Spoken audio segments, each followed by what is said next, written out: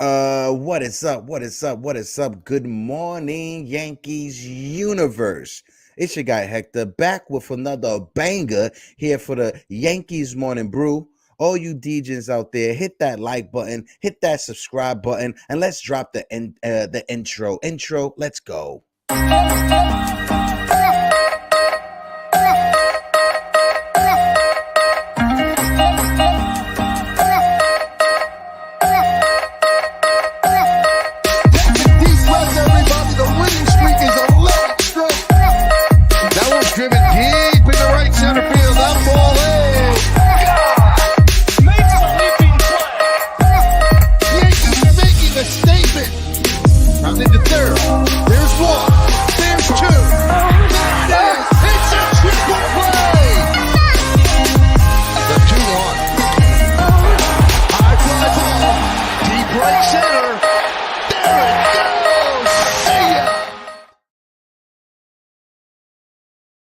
Oh, good morning, good morning, good morning. Wake up.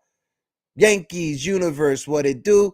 KOD Nation, stand up. And all you DJs, wake up and get your coffee. Welcome to another episode of the Yankees Morning Brew. This Thursday, March 2nd, a fine Thursday, March 2nd. I was a little confused right there. I forgot to switch up the name. It's still so the Knicks Morning Brew. But shout out to the chat. I see we got a few people already in the building. Hold on. My man Rod Thompson is in the building. Rod, what it do? What it do? Salute. My guy Tyler Tabbitt's in the building. Tyler, good morning. Hope all is well. Alan Landsman, the GM of all the GMs. Alan, what's good, my guy? Salute. My brother TC Stills is in the building. TC Stills, what it do? Good morning. Ivan Manny is in the building. My man Ivan, hope all is well. Eric Wallace is in the building. EY. FJ is in the building. My guy G-Man for life is in the building. G-Man, stand up. Oh, the one and only Mr. James Cook is in the building. James, what it do? Salute. Hope all is well. Listen, I know I got a few people in the chat over here, but I know some of you guys may be watching along on the channel Nights of DJ. And if you guys don't mind subbing to the new channel, we got a new channel where all of our content will be hosted going on in the future. If you guys can, go to the Morning Brew Sports on YouTube, sub to the channel. We're having the same conversation, but on the Morning Brew channel. That way you guys can interact with everyone we got in the chat down below. But I got a good episode today. A great episode today. I had to reach out to one of my guys now that spring training is here. You know, I have friends throughout the entire Yankee content creator world, but I had to reach out to one of my friends to have this great conversation. Without further ado, the one and only Joe from The Shift. Joseph, good morning. What's up, Hector? How are you, brother? I'm chilling, bro. I'm just excited that spring training is here. We are less than 30 days away from actual baseball being happening. I'm super excited, brother. How are you feeling? Dude, I'm good, man. I'm okay. I'm excited. Yankees baseball on the way, spring training. I'm good, brother. I'm good. I'm excited. Yeah, I know some people they get upset when football season is done, but me, when football season is done, I know baseball is right around the corner. Spring training is right there, and besides the Yankees, it's great to cover just the sport in whole. Last night I had an opportunity to interview one of the Chicago Cubs' top prospects, Luis Vasquez, shortstop, the best shortstop they have in their system, and it was an awesome conversation. Even though he plays for the Chicago Cubs in their system, just the baseball knowledge and just the great baseball conversation. It was an awesome conversation. If you guys want to check out that interview, you guys can go to Nathan Ramachandra, the NNR Hour. Check it out on YouTube and Spotify. It was a great conversation. We was rocking out for about like an hour and some change. But bro, Yankees are here. Talking about prospects. Let's just talk right off the back, bro. What's your impression so far? You did a great video on both Volpe and Dominguez, but what's been your impression so far from both of them young cats so far in spring training, on this early half of spring training? Yeah, and listen, brother, it's spring training, right? So it's there's only so much that you can take from it. But at the same time, Volpe showing the versatility that with stealing bases the other day. Dominguez, man, it's just the patience that he shows up at the plate, Oh yeah. the presence, dude, this kid's going to be special. I'm telling you, he's going to be special. and I would not trade him. Yeah. I don't care who it is. I mean, I've said it in the past. There's only three guys I would move him for, Mm-hmm. and Yordan Alvarez, Ronald Acuna Jr., Juan Soto. And that's pretty Mm-hmm. much it. I So agree. I agree with you on all three of those players. Those are the only players that I would trade Jasson Dominguez for. And yeah, hopefully, Yankee fans out there that have been wondering, what are we going to see from these kids? What are we going to see from Dominguez? Is Dominguez a bust or not? Hopefully, this early showing in spring training proves to you that maybe Brian Cashman didn't go out there and make the trade that you wanted him to trade, but we got something good on the rise. And like you said, what impressed me the most about Jasson Dominguez was his discipline at the plate. We've seen several counts that he's taken to 3 balls, right? Even in yesterday's game when he struck out, he still was he was aggressive on the first pitch, swung through that, but he was still able to work the count to bring it back into his favor for a 3-2 count. Same thing late in the inning. I know everyone want to talk about that walk-off home run that the catcher hit last night. Navarez hit, which was a phenomenal hit as well. But Jasson Dominguez walking to right before him to set that up. That way, the pitcher has a lot more pressure on him in the bottom of the ninth. I think, his plate discipline is years ahead of his age that he has right now. yeah, man, he's incredible. He's an incredible talent. He won't be ready probably until next season unless Mm-hmm. he Yeah. comes out, hitting the piss out of the ball in double A Mm-hmm. and triple A. But Yeah. listen, he only spent a handful of games over there in double A last year, so Mm-hmm. we need to just calm down a little bit as far as, Mm-hmm. oh hey, he should be our left fielder. Oh, yeah, yeah. Like relax, relax. I'm excited too. I'm so excited for him. Just relax a little bit. But Yeah. he's something special, brother. He's a special talent. Yeah. And my guy James Cook is in the chat right now. He's like, just remember, guys, it's spring training. Relax a little. Listen, James, I am. My emotions is getting the best of me right now, but seeing them young kids coming up. But when's the last time the Yankees had high-level prospects like a Volpe and Dominguez that we've seen in spring training actually perform? Anytime we have high-end prospects that are in our system, when it's time for spring training, they don't perform. But these two are. Yeah, dude, I don't even know. Like, I don't even know. Like, you can even go as far as to say, like, I mean, we haven't had these kind of prospects in quite some time. Aaron Judge, right? Homegrown, all that fun stuff. He wasn't even a top 5 prospect in our system back in 17 or 16. Yep.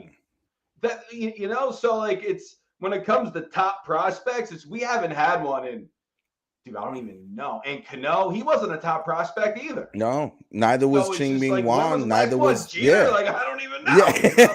It's crazy. Honestly. And when you look at Volpe, right? Volpe is the number 1 rated shortstop in all of the minor league systems right now, according to Baseball America.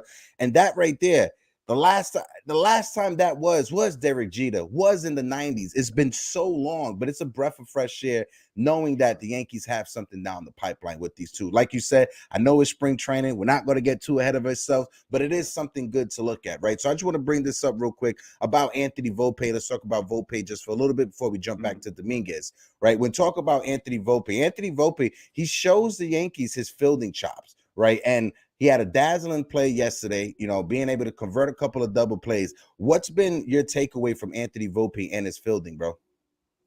I mean, listen, in my honest opinion, I still think Peraza is a better choice over there at shortstop. That's my guy. Peraza is the Yankee shortstop. He's been the best defensive shortstop in our system for the past year or two. He's our guy. So, but Volpe, listen, man, everything that he's been doing is very impressive. I don't think for the Yankees, because of Peraza, I don't think he's our future shortstop. Now, you could put Volpe at short and you could move Peraza to third base. I don't know if that's something that they would entertain because Peraza is so good over there. But, Volpe, he's going to find a home on this squad, whether it's at second base, whether it's at third, shortstop, it doesn't matter. He's going to find a home because he is so good offensively too, right? He's so good offensively. Back-to-back 20 home run seasons, so he's got pop. And Jeter, I think The most home runs he hit in the minor leagues was like 6 or something in a single season. Mm-hmm. The year he got called up in '95, he only had 2 home runs, Jeter. Yeah. In Yeah. AAA. That's freaking nuts. So Mm-hmm. Volpe, I'm excited for him. Yeah, 100%. And like you said, when it comes to Peraza, every scout has said that Peraza, he's the better fielder, he's the better shortstop, right? But seeing Volpe and his versatility, even though Volpe came up as a shortstop, and if you was to ask Volpe 9 times out of 10, he would probably say he would want to be the shortstop for the Yankees. Sure. But his team first mentality, being able to move over to second base, the versatility to play somewhat of third base, I could see him profiling to a second base position in the future if we keep Peraza, right? I'm not sure if the Yankees are going to go out there and try to trade Peraza, but if there's a deal that comes up that makes sense, let's entertain it. But I wouldn't go out there looking to trade Peraza, right? I'm keeping Peraza and I'm keeping these young kids. I see you right there. No. There is absolutely no shot. I don't care who it is. Trading Peraza, you're trading your starting shortstop. In last season, in the cup of coffee that he had up at the major leagues, 18 games, he hit over 300, 400 on base percentage, right? 800 OPS. I'm not moving him. Just let him cook up here at the major leagues. See what the heck happens. See what you have in the postseason. He played a good short. Please, for the love of everything, don't move him. I don't care if it's for Reynolds. Do not move Peraza. Peraza, Volpe, Dominguez. You can't touch them. Can't touch any of them. My opinion might be, it's just my opinion. I'm sorry. No, listen. I'm right there with you. And if there's anyone who's going to do the Lord of the Rings, you shall not pass, it's going to be me to defend your take, Joe, 100%. But when it comes to baseball, because baseball it's a tricky sport, right? Anything can happen like that. Any injury can happen, and we don't wish injuries on anyone. But now with the Dodgers and the whole Gavin Lux situation that's going on over there, you did a video about it. Shout out to Jasson for 161 River Ave, who did a video about it as well. Do you think now it opens it up so the Yankees can either trade either IKF, Gleyber Torres? What do you make of that situation? See, with Gleyber, it's interesting, bro. Mm-hmm. Gleyber's a top 5 second baseman in Major League Baseball. Mm-hmm. He's got the stats to back that up. He was 3rd in home runs last season, 3rd in RBIs, I think 9th in hits. He was very good offensively last year. And for people who just want to trade him away just to free up some money, I wouldn't do that. It would have to be for an impact guy. It would have to be. Gleyber is just a dude that he's 26, bro. He's not even in his prime yet. And we want to move him.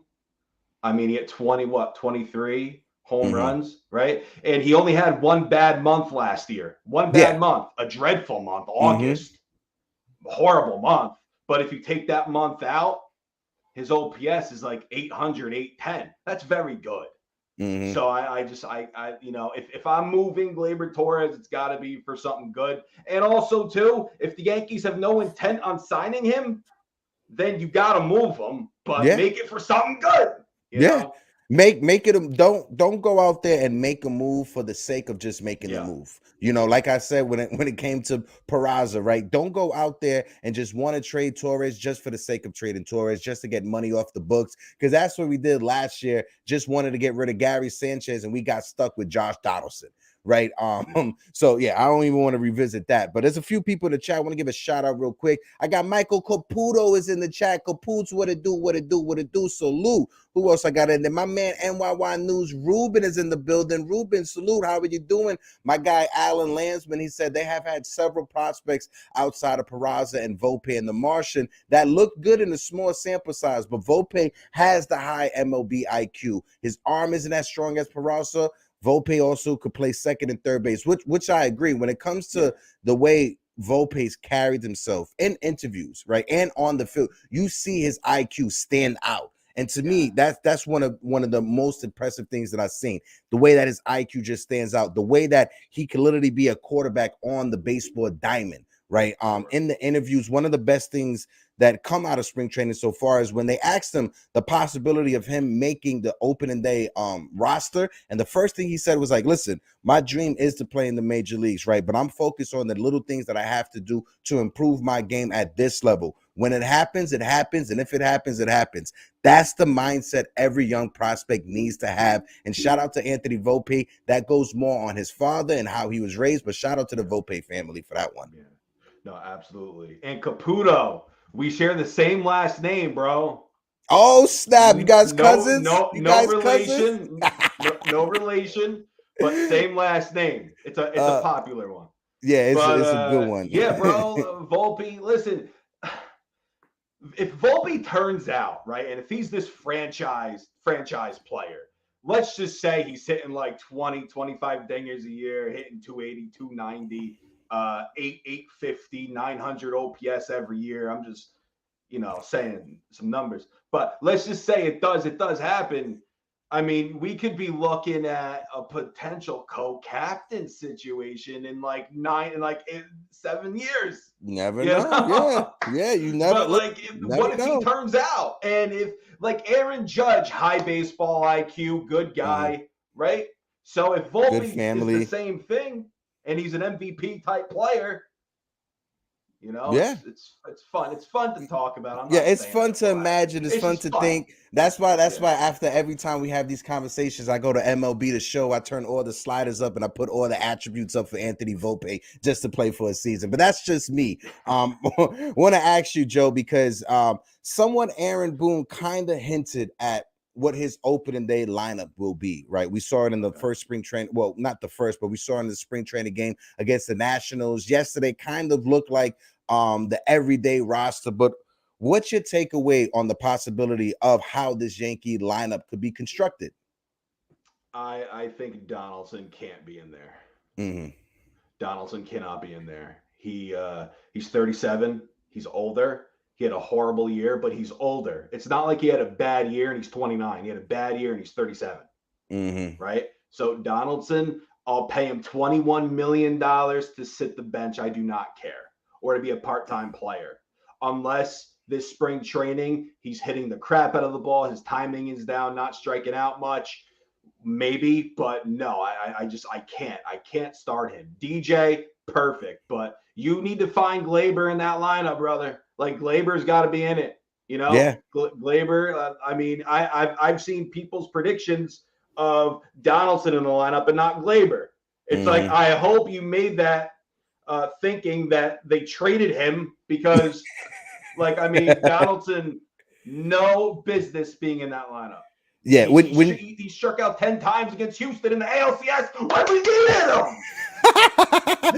him? When you look at Josh Donaldson, right, and look at his stats from last year, bro, Joe, it was every category was the worst of his career. At least Gleyber Torres cracked 20 home runs. At least you see potential for Gleyber Torres. So far in spring training, if you guys watch any of the spring training videos or any of the spring training BPs, Josh Donaldson is striking out in batting practice. Like he is striking out in BP. He is striking out in simulated games. When it comes to Donaldson, listen, if he turns it around and is able to find the fountain of youth, or if he turns it around, go into the hyperbolic time chamber, go get yourself a sensu bean, do what you got to do. I'm all for it if he has a bounce back year, Joe. But I'm not betting anything that he's gonna have a bounce back year. So no. I think the most important thing, like you said, is to find a way to get Gleyber Torres in that lineup, have DJ LeMahieu play third base. And speaking of DJ LeMahieu, did you see him turn on an inside fastball yesterday and pull it down the left field line for a double with authority as well? Yeah. And that's a great sign from DJ LeMahieu. That's what you want to see. Yes. But not some bum striking out every second, paying him $21 million. It's funny, Hector. It's funny. People want to just move Gleyber Torres. It's funny because Gleyber in September had almost a 1,000 OPS in September. Mm-hmm. Almost 1,000. And you want to move him. Nobody hit in the playoffs. Stop bringing that up. I'm sick of it. I'm sick. Listen, Gleyber, we move him for an impact player. That's it. I'm not dumping him. There's no way. Stop thinking that way. You're being a jabroni. But Josh Donaldson, yes, if he has a good spring, maybe, just maybe, but he's not our starting third baseman. As long as DJ, as long as he can play, he's our starting third baseman. Yeah. That's our third baseman. Yeah. Not Donaldson.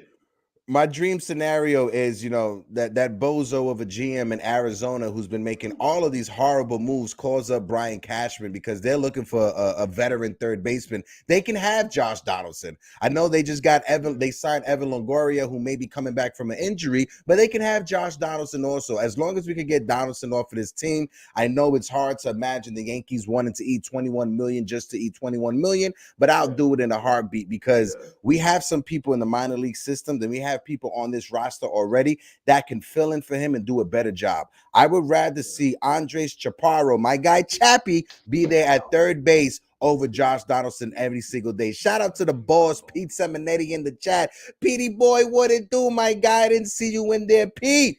Good morning. But yeah, Andres Chaparro was another guy I was able to interview through at the Nathan Ramachandra in the NNR Hour. Joe, next time we got one of those interviews, I'm going to tap you in, try to bring you in for one of them as well. But Chaparro, he's been super impressive. What's your thoughts on Chaparro so far? Listen, I mean, he hit the friggin' crap out of the ball in AA last year, right? Almost a 1,000 OPS. I'm just excited just based off of that. But really quick, Hector, I don't want to take over or move this in a way. No, not even. Talk to me, bro. Talk to me. We but, right here, Jedi mindset. Go ahead, baby. But Caps, brother, Michael Caps. What are you talking about? Gleyber. Listen, Gleyber had a bad 2021. And then 2022, 24 home runs, 76 RBIs, a 761 OPS. Like I said, he had a dreadful August. But, I mean, what are you talking about, man? He's a top 5 second baseman, at least offensively in baseball. He's average, above average over there at second base defensively. Mod on. Like, I mean, what are you expecting? Look at the numbers. He's not Altuve. No. Right? He's not.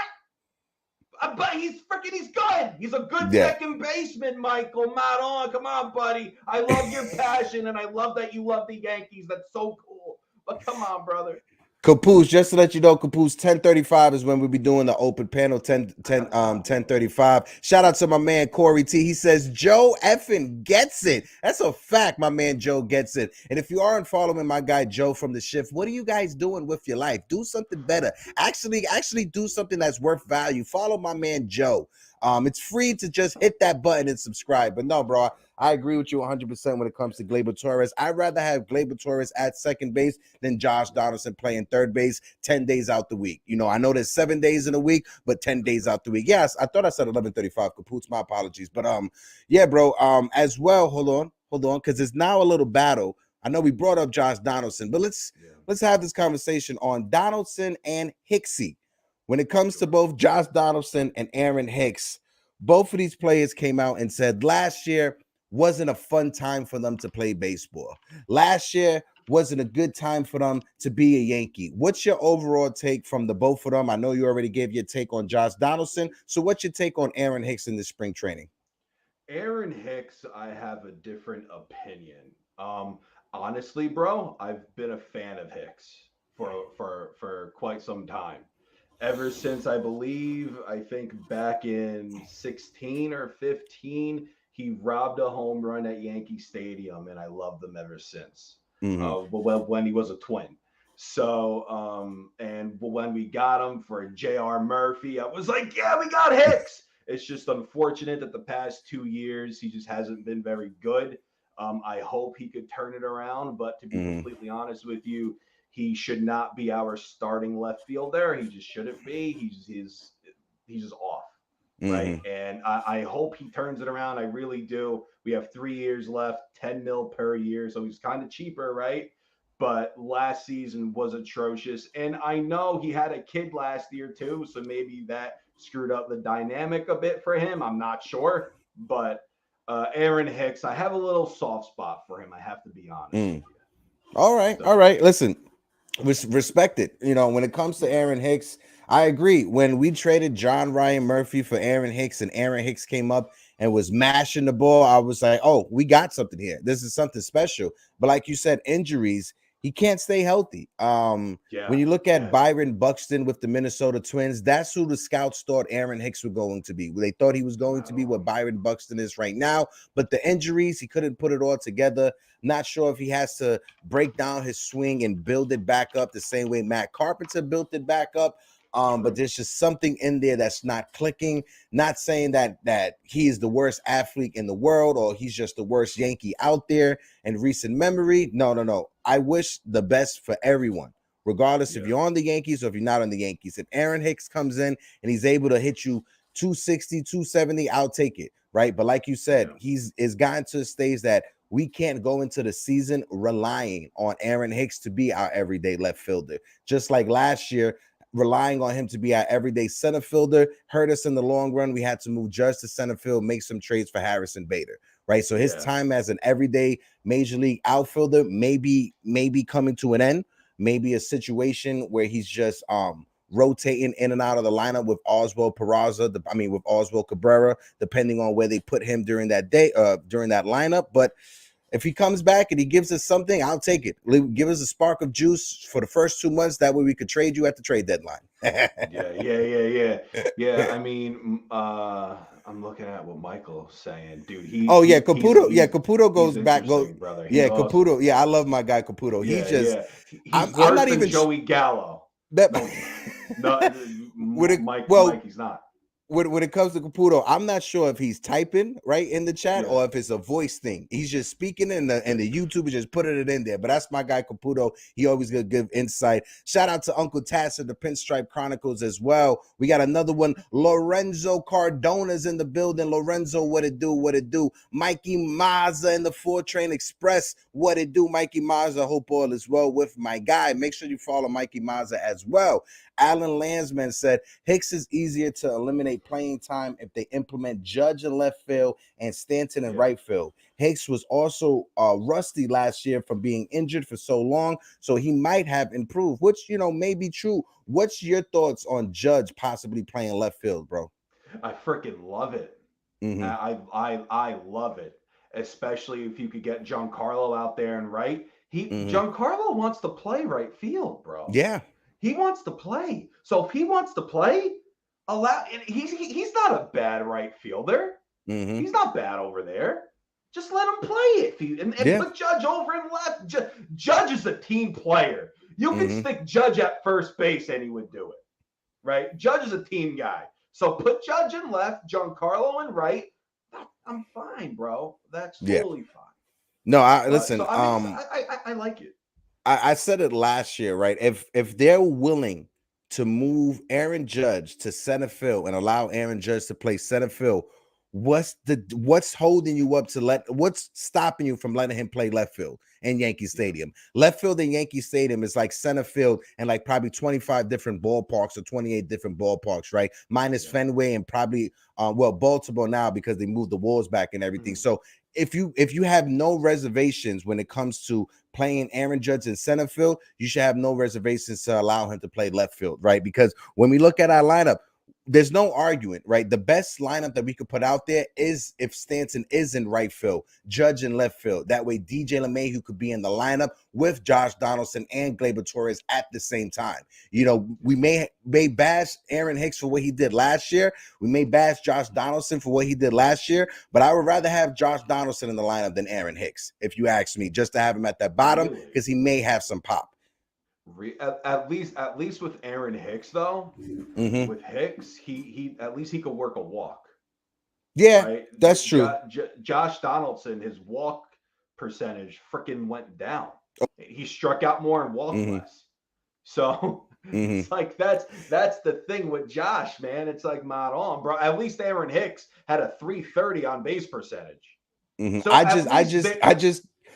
my fault, Joe, for cutting you off. I just get scared seeing Aaron Hicks run up that first base line, right? He runs up that first base, and it seems like one of his hamstrings is going to tear every time he's running down that first base line, right? So that's why if we can have JD at third base and have DJ LeMahieu be the DH, or rotate it. If Anthony Rizzo has to be the DH, let Rizzo DH, have DJ playing first base. That's why I think DJ LeMahieu, being that Swiss Army knife that he is super important for this team and its flexibility, because you could go out there every week and have Gleyber Torres play maybe 4 to 6 games during the week, or 4 to 5 games, give him a day off and have DJ play in his spot. Same thing with Donaldson, have him 4 to 5 days to have DJ play in his spot, and the same thing with Rizzo. That way you're constantly rotating DJ LeMahieu while keeping those other 3 guys fresh for the season. So in this scenario, though, who's your left fielder right now? In this scenario, who's my left fielder? If I had to go with it, if this is an elimination game and it's either win or go home, I'm putting Cabrera in left field. So he's your everyday, that's your left fielder then. Yeah, I don't want to stick him in left field because I don't want to lose his versatility. But if I had to pick him or Hicks, I would pick Cabrera just because of his speed and because I know he's a switch hitter just like Aaron Hicks is. But I feel that he has a lot more pop from that left-hand side of the plate than Aaron Hicks does. Absolutely. Yeah, no. Oswaldo, as it stands right now, he's my left fielder too. Yeah. It's just, for me, I really don't want Donaldson in that lineup every day. It's hard for me to accept that. But then if DJ's your third baseman and Oswaldo's your left fielder, well, then you're losing 2 guys who could play everywhere. I mean, we still have IKF right on the bench, a solid third baseman, right? So who knows? But Donaldson, bro, I don't know. Yeah. And before I'll let you go, bro. I just want to ask you one thing, because it kind of some news came out this week that kind of hampered this season when it comes to storyline. Manny Machado signing that extension with the San Diego Padres. I know every Yankee fan probably had it in their head that he'll probably become a free agent and the Yankees may go after him. Met fans wanting a reunion between Buck Showalter and Manny Machado. What's your thoughts about the Padres nipping this in the butt early before the season even starts? That way, no storylines can come out around this situation. My thoughts are this. You're going to have Bogarts, Tatis, and Machado, all with long-term contracts. They'll get old all at the same time. And that doesn't really bode well for the future. For now, it's great. Congratulations, San Diego. For now, it's wonderful. But signing all these guys to long-term deals like that, it's going to bite you. It will. Yu Darvish, they just signed him for what, 6 years at the age of 36? Like, what are you doing? Like, he's gonna wind up being Satchel Paige. yeah. It's like, good for you, Yu Darvish. Congratulations. Yeah, get your money, baby. But like the Padres, it's like, what are you doing? Yeah. Nah, bro. But Joe, I appreciate you taking time out this morning, my guy. I love whenever we get to connect because I feel the conversation, it goes by like that. Literally 30 minutes just like went like that. It felt like, bro, anytime you need me to come on to have a conversation, you let me know. And like I said, it's always an open door policy with you over here, Joe. If you have any projects, anything that you want to promote, let me know and I promote it over here for my people. That way they could bomb your channel and go watch you, whatever you're doing over there, brother. Absolutely, man. I appreciate it. I've always, I had a blast as well as last time. I post pretty much daily, so that's what I do over there. I'm gonna live. Yeah, and honestly, I kind of enjoy it. I kind of enjoy it because it's like I do my live streams at 11 o'clock in the morning and you post your stuff right after like 12 or 12:30. And it kind of helps me out because I get outside. Once I'm walking my dog and I leave the house, I got a video from Joe that I can listen to while I'm walking around the block. So I appreciate you, Joe. I appreciate you, my guy. And like I said, let's go Yankees and let's keep the conversations going throughout the season, brother. Absolutely, brother. Bye, man. All right, later, bro. See you around. That was my guy Joe from the Shift. If you guys can, please follow my guy Joe from the Shift. Hit those likes as well for the boys. And if you guys are watching over on the Knights of Dejan channel, I'm gonna just put this in the chat once again. If you guys can, please sub to the new channel, the Morning Brew Sports. That's where we'll be having all of our content going forward. Let me do the roll call real quick because while having a conversation with Joe, I wasn't able to get to the chat. I apologize for that. Michael Caputo, yes, I'll be putting the link out right now. momentarily. Lorenzo Cardona said Trout needs to prove himself. Let's see what happens this year with the Angels, right? Because the Angels, they with Ohtani maybe out the door, something gonna happen over there. Tyler Talbot, Trey Turner is not better than Judge. Absolutely not. I would never say Trey Turner is better than Judge. My man Sunil is in the building. Sunil says Trout is DeGrom for the outfield. 30% of the season availability. Yeah. Love the energy from Joe. Uncle Tat says, yeah, Joe got that great energy. I love having conversations with Joe. That's my guy. Who else was in the chat?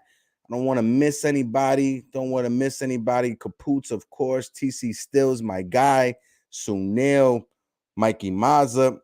All right, guys, I'm going to put the link out there for the open panel. Like you guys know, always when it comes to the open panel, just be respectful for everyone. Allow everybody to finish their take. You will get the same courtesy to finish your take as well. And also, guys, we have to respect YouTube and Twitch's terms of services. So please, no vulgar language, no obscenities, no slurs of any kind. Let's just have a great conversation. Let's just talk Yankees. Because I got a few extra topics down here that I wanna throw out to the panel. See, we already got somebody backstage. They coming in like, hold on one second, because my screen is frozen just a few. Hold on. Give me a sec. I do apologize. My computer is frozen at the moment. Hold on one second. But yeah, it's going to be a good conversation. One second.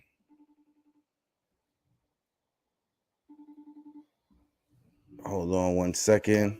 Yeah, because I'm frozen right now. Can you just remove stuff from StreamYard? Yeah, I need Jigga Man to help me out with this one, people, because I'm a little frozen right now at the moment.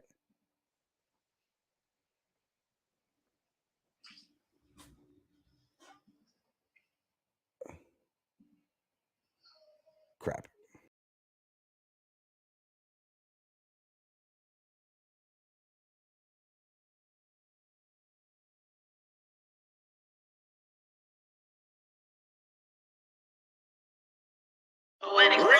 Running, I can't take no loss. I don't even know what it costs. I hit the ground, then I go off. Yeah, hit the ground, then I go off. Yeah, I can't take no loss. I don't even know what it costs. Yeah, I hit the ground, then I go off. Yeah, hit the ground, then I go off. Yeah, running. Ooh, I really feel it's my time. Think it's my year. Yeah. I really feel it's my time. Think it's my year. Yeah. I really feel it's my time. Think it's my year. Yeah. I really feel it's my time, think it's my pen ready. Used to hold myself back, my self-esteem been petty. Gotta keep on chugging, ran through everything in front of me. Might smoke bed heavy, got a whole agenda. Can't aspire to get ahead, so bump that, it's no surrender. Got a dollar flipped up, I'm trying to get it an FT to get them when they're in hand and crypto. Learn how to fix that. I don't really hold out of books, but I'ma learn how to. Oh, snap. Hector has to call in backup. Look at this. Got me just out in the wild. Let's bring up people. What up, Capoots? What up, Mikey Mazza? What up, Eli? Look, I'm faking this really quick, guys. Look, last minute. Just me on camera on a show. It's weird. What up, chat? Everybody good? Oh, wait. I think we got Uncle Tats backstage. What up, Tats? What's going on? What's going on? Right, so look, guys, this is on the fly panel here. All right, so I'm gonna come with you with the hard hitting questions. Do you love Gleyber Torres? And if the answer is no, why not? Hector, take it away, please. All right. I'm back. I apologize for that, guys. I have no idea what happened. Technical difficulties. I think it was Michael Caputo who was like sending me spam, Caputo. So I appreciate you for the spam. But Li, salute to you, my guy. TC Stills is in the building. Mikey Mazza in the Fourth Grade Express. Mikey Mazza looking like he's a top CIA agent at the moment. I appreciate you, Mikey Mazza, for your service. I always appreciate you, brother.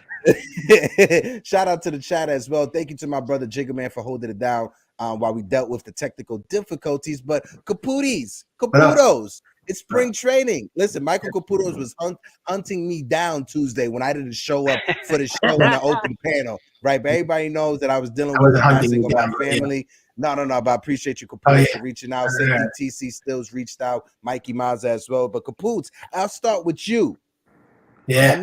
I know you're in love with the Yankee prospects, especially Anthony Volpe and Jasson Dominguez. What's your thoughts so far in spring training about the young kids, Caputis? Go ahead. Well, I mean, I'm seeing that, it is very early to really judge them yet, but we have to just see how it unfolds when when the regular season starts, because Peraza is going to get the call up. Volpe's probably not going to play until, like June or July. But from what I'm seeing, it's going to be Peraza. Dominguez is not going to play this season unless it's the end of the year. But I guess I'll give their prospects some, I'll give them a chance. But we've seen this before. The Yankees always overrate their prospects every time, and they never turn out to be great. The only one that's turned out great was Aaron Judge and Robinson Cano. And like beyond that, who else has been like a superstar, a Hall of Famer on this team? And since the 90s, the core four, we haven't had a crop of great players since the 90s. So you can't say that the Dominguez, Peraza, Volpe are going to be the next Jeter, Mariano, Peta, Posada. That's too early to judge. But a lot of these fans are jumping the gun saying that these guys are going to be the next core four. I mean, I'm not going as far as saying that. I have to see results. And they're making it like these prospects are going to guarantee deliver a championship. What guarantees deliver a championship is buying superstars, buying a World Series. That guarantees a World Series, not prospects.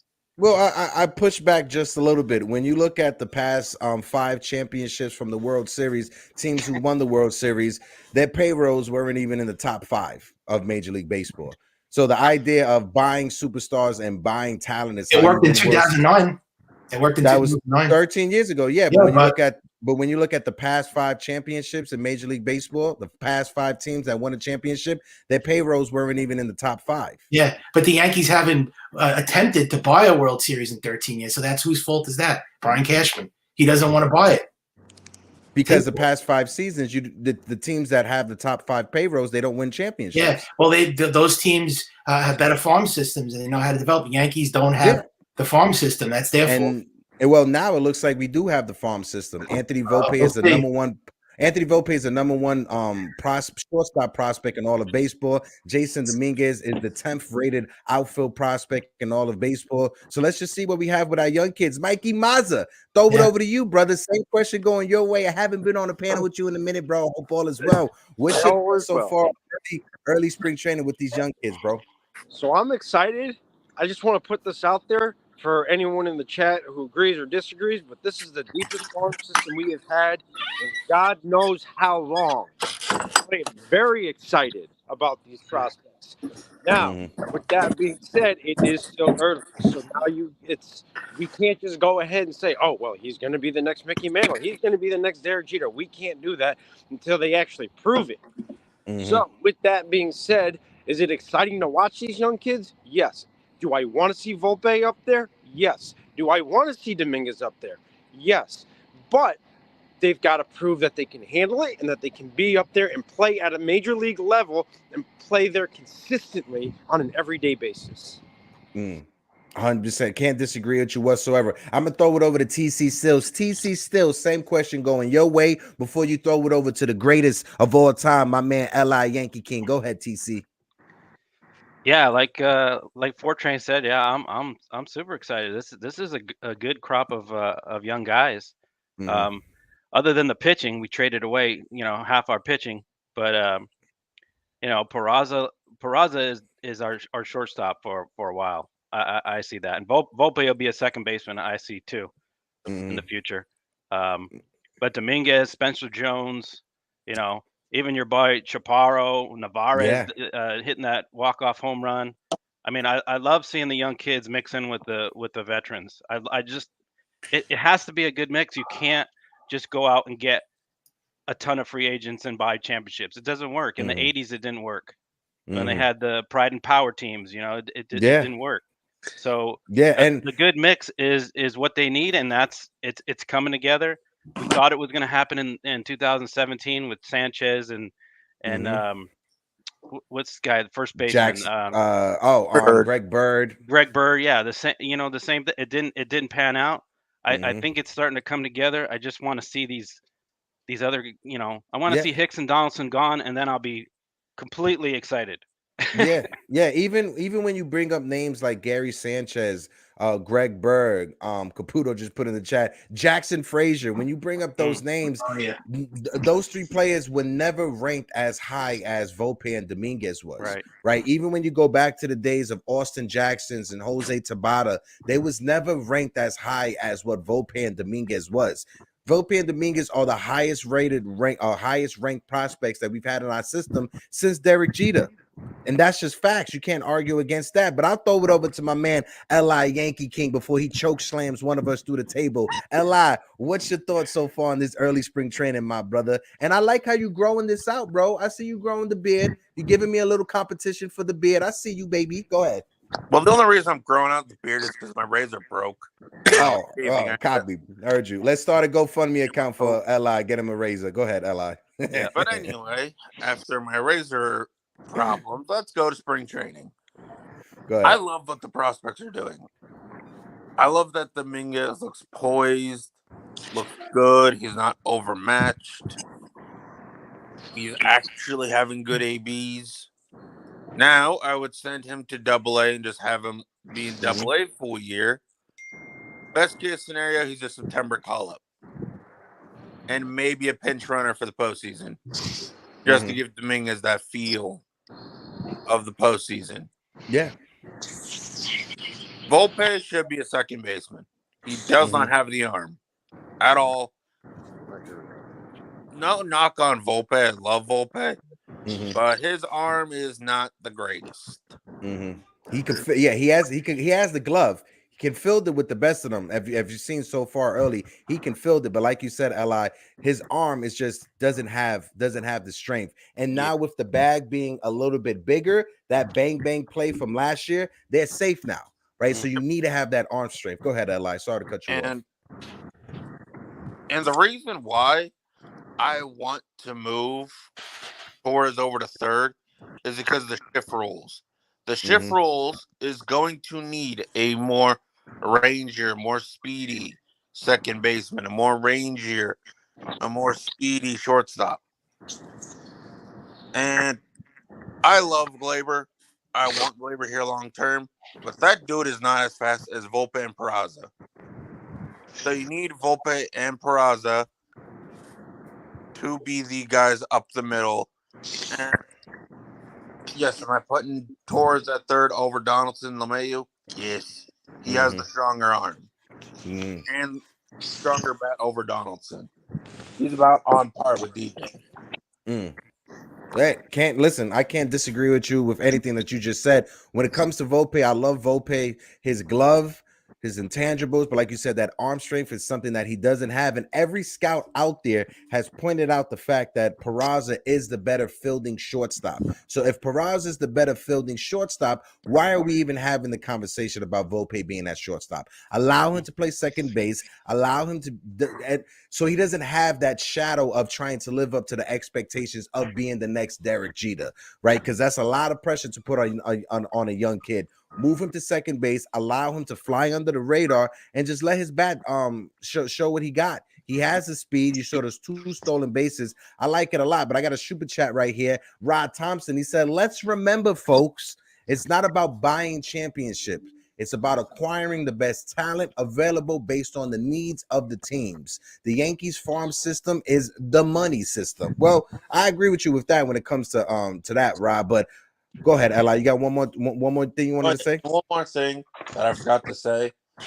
The buying the championships, even if we brought Harper and Machado over here, Hal setting the budget, no matter what Cashman does. Hal is setting that budget. Cashman is kind of a moron. He doesn't know how to do when a budget is set on him.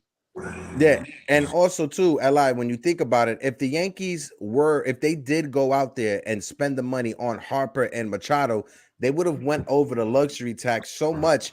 We don't even know if they would have signed Garrett Cole.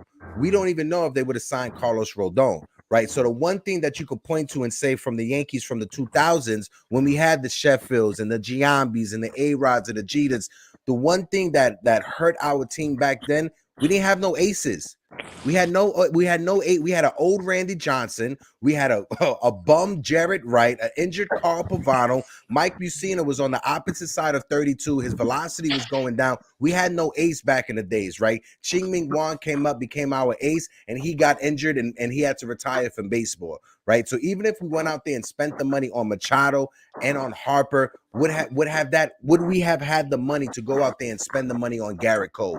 Would we have had that money to go spend on Carlos Rodon? And I honestly don't think, but I'm gonna throw it over to you, Caputo, right? Just like I was having a conversation with Joe. Hold on one second. Oh, Uncle Tats is in the building. Tats. What's up, Hector? Oh, I didn't even. Oh, because you got no video. That's why I was like, oh my God, Tats is here.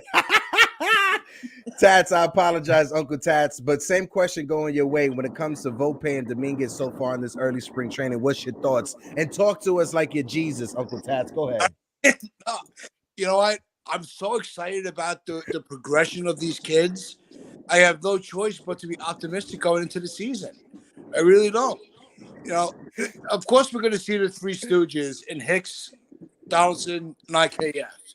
Mm-hmm. And we actually, on the show this morning, we dubbed Brian Cashman as Shep because he's that fourth stooge because of everything that he's done to put us in the situation where we keep having these debates of when is he going to let these kids play. He's locked up all these positions with stupid trades where now that these kids are ready to come up, there's no room for them. And that's not fair to knock the kids about that. That's really a management problem. Mm-hmm. But the way these kids, when you get Volpe, Peraza, Cabrera, Dominguez, you know, even Clark Schmidt I'll throw in there. When you get this next generation of youth that's ready to come up and make an impact on the game and on the Yankees, they have to, you know, you have no choice but to be optimistic about the Yankees' future. Yeah.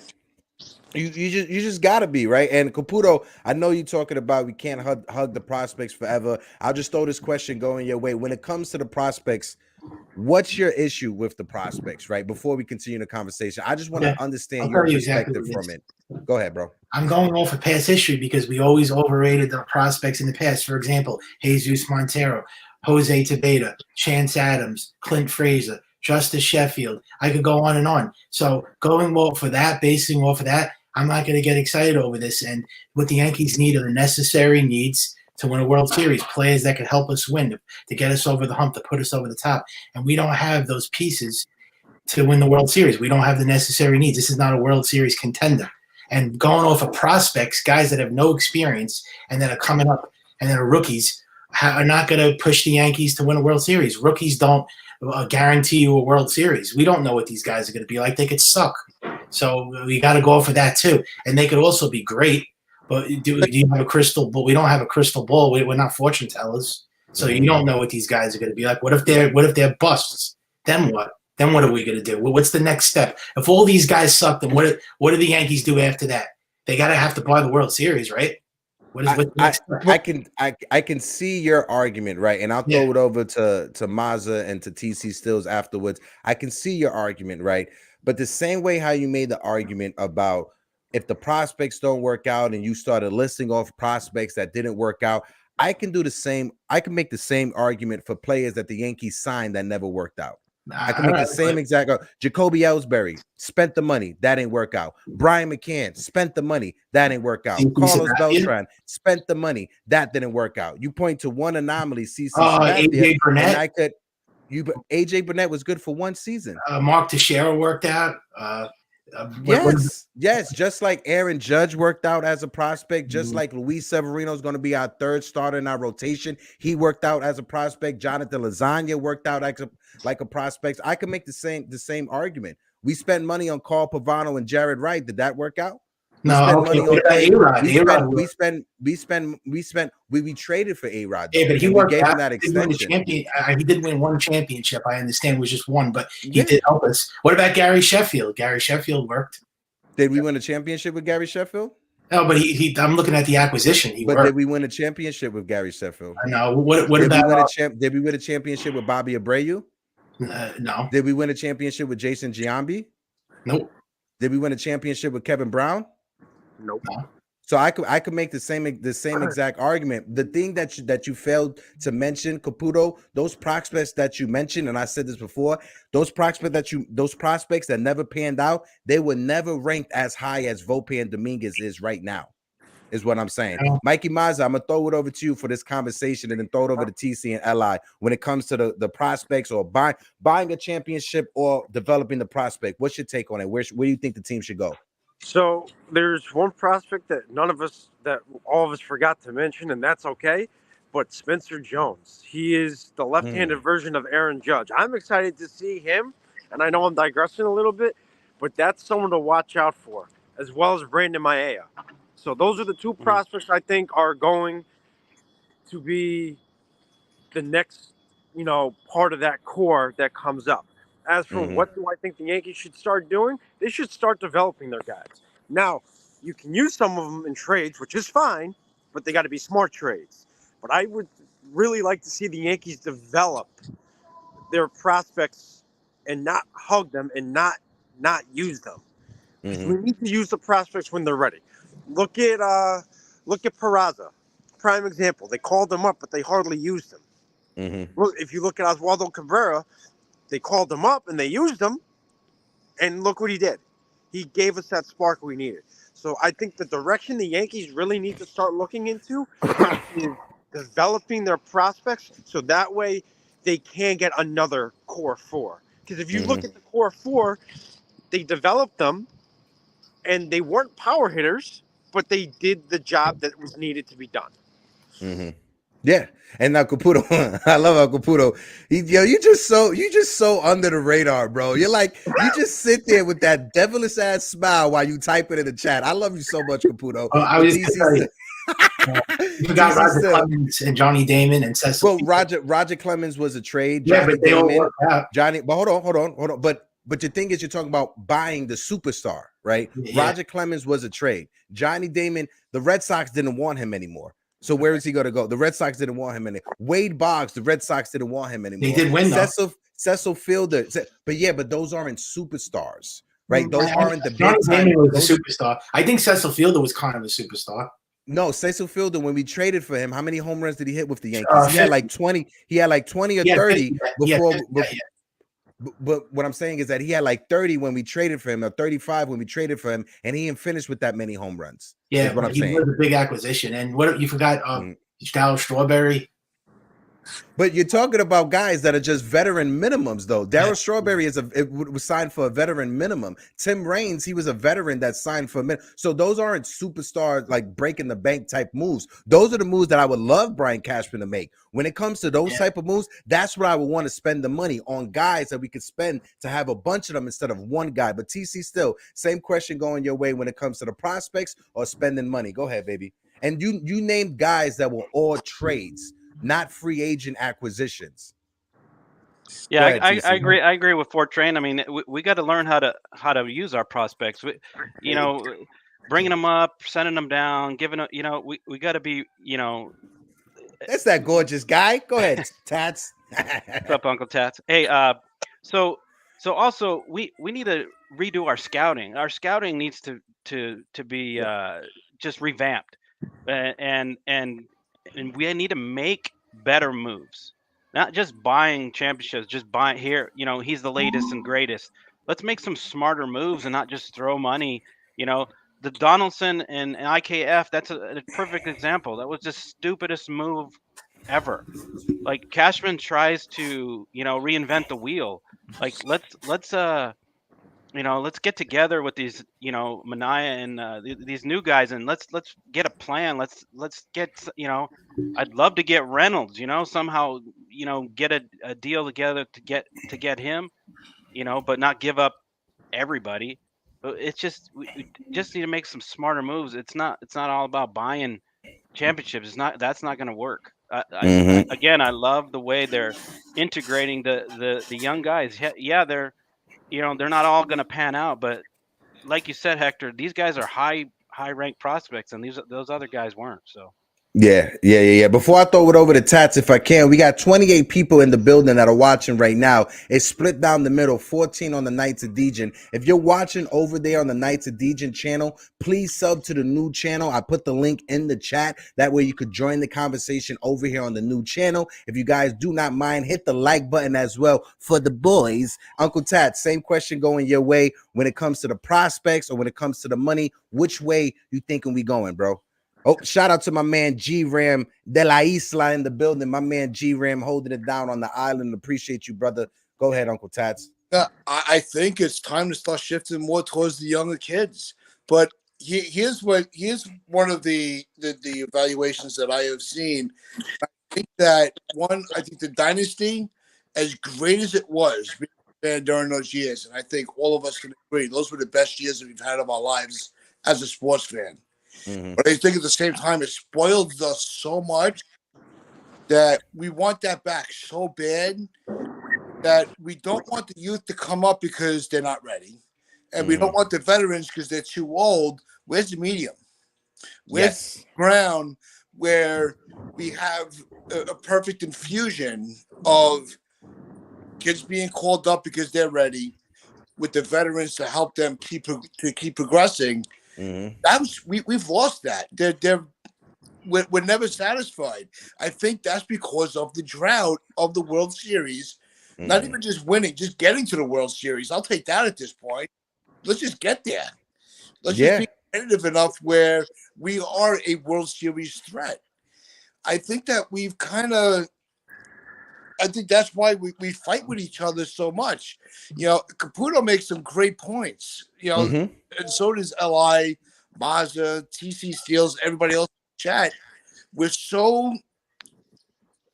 almost on the verge where we're so desperate that we're not going to agree on anything anymore. Yes. That's what bothers me as a fan.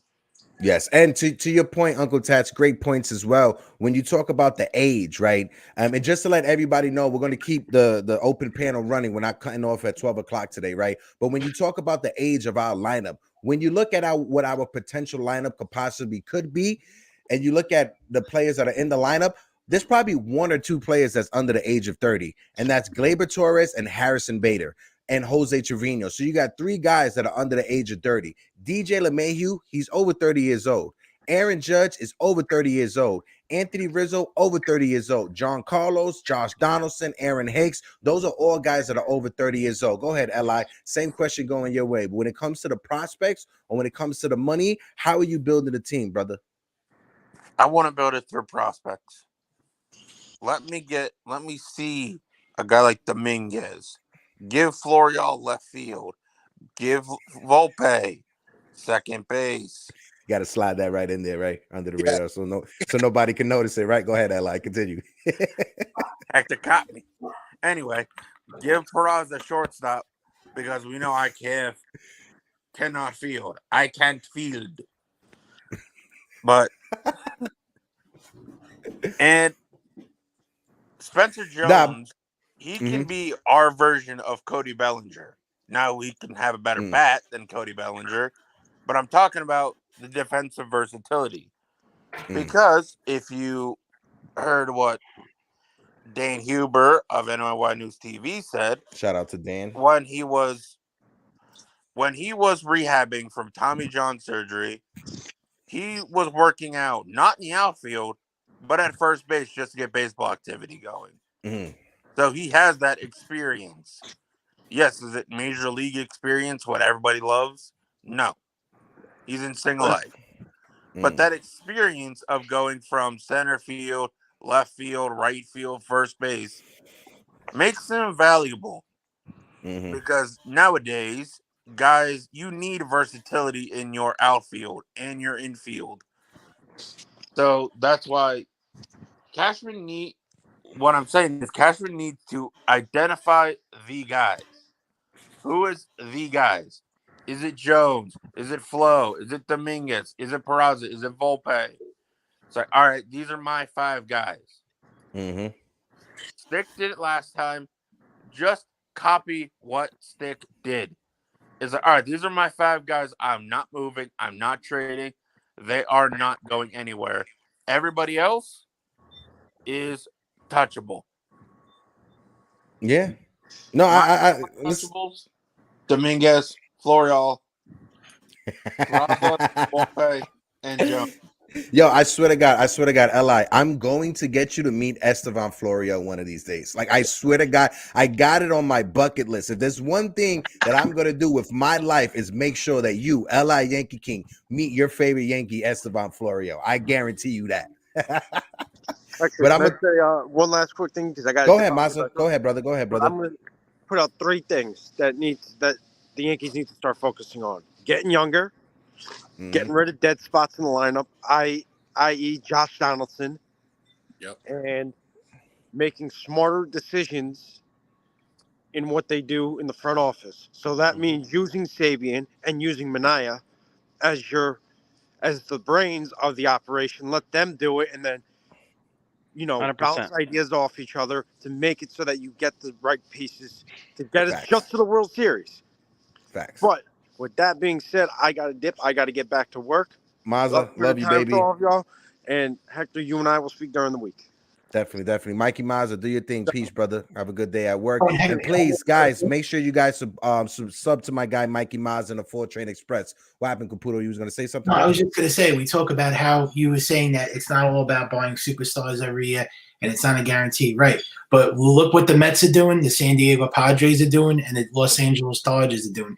They don't care about the payroll. They're just going over it like crazy, like hardcore. So why can't the Yankees learn from what the Padres are doing and the Dodgers and the Mets? They're doing because the Mets spent all that money last year to get eliminated in the wild card round by the Padres. Yeah, the Padres have the World Series caliber team. None of them have won anything yet. They haven't won anything. They're better than the Yankees. But they, what happened? They're better than the Yankees. It's not even close. Who went further? Who went further in the playoffs last season? The Padres or the Yankees? The Yankees got swept by the Astros. Who went further in the playoffs last Yeah, year? the Yankees. They got humiliated. I don't go by that. No, I'm just saying. So wait. You're going by payroll construction and the success that comes from payroll construction, right? So I'm asking you, what was the success for the Padres last year? How far did they go in the NLCS? But they also made it as further as the Yankees. You said that the Yankees went further. They both went to the championship round, but they both got eliminated. At least the Padres actually won a few games. I mean, the Yankees got humiliated. Did the Padres win their division, or were they a wild card team?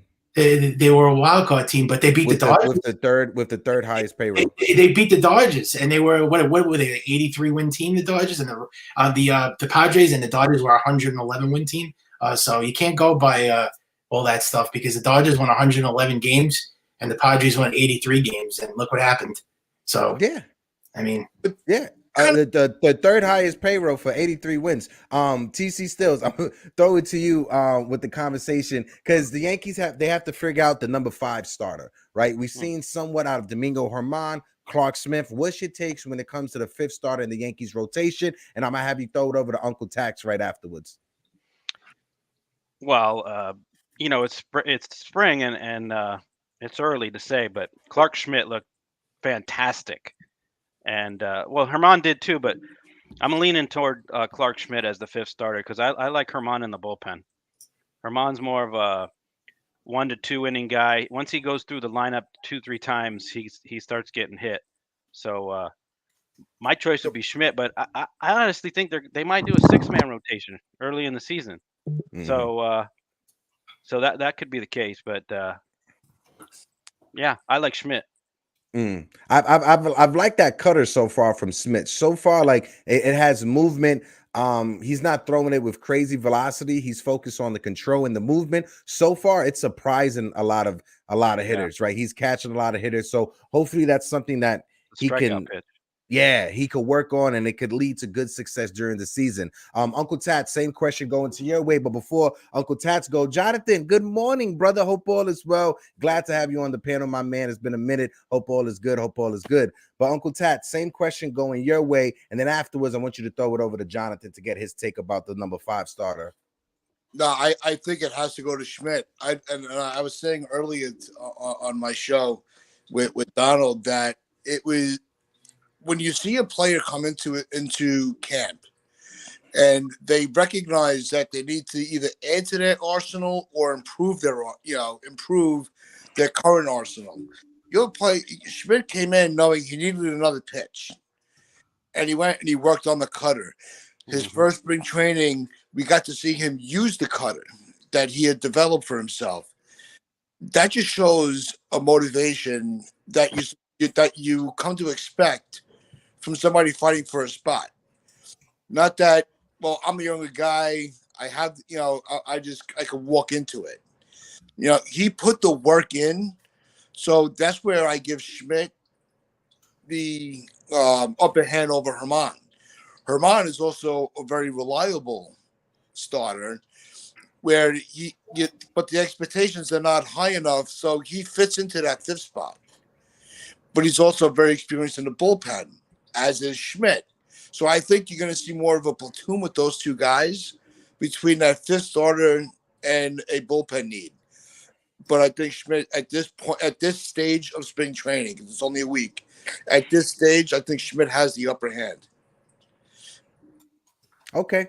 100% agree. Jonathan, my man, glad to have you on the conversation, bro. Sorry that you are late, but it's better late than never, right, brother? As they always say. I was finishing something to do, but hey, listen, my plan ran from 11 to 12, which is when you start. All good. You no need to explain yourself, Jonathan. But same question going your way when it comes to the Yankees and the number 5 starter. What's your take on it? And I would throw it over to Eli and then Caputos as well. Go ahead, Jonathan. As of now, I agree. I think Schmidt. I think the Yankees have. If you think back to the beginning, the Yankees drafted Schmidt knowing he was hurt. He was going to have Tommy John surgery, and they kept great point. him. So they obviously see something in him that they wouldn't just let him not have this opportunity. So I honestly think Schmidt will be the number 5 starter, and the Yankees will give him every opportunity to become the number 5 starter. Mm-hmm. Yeah, I listen. I can't disagree with you. That's a great point. I didn't even realize that. Yeah, once you said it, it just snuck a thought. It just hit my memory. The Yankees did sign Clark Smith, knowing that he was going to have Tommy John surgery, knowing that he would have to recover and take time to recover. But Eli, same question going your way when it comes to the number 5 starter. What's your take? And then throw it to my boy Caputis. Yeah. Drum roll. I'm going with Chuck. I'm going Clark Schmidt. And the way I would do it is Domingo Germán is a free agent at season's end. Since he lost the... Now, Cashman, this is going to take you having a brain.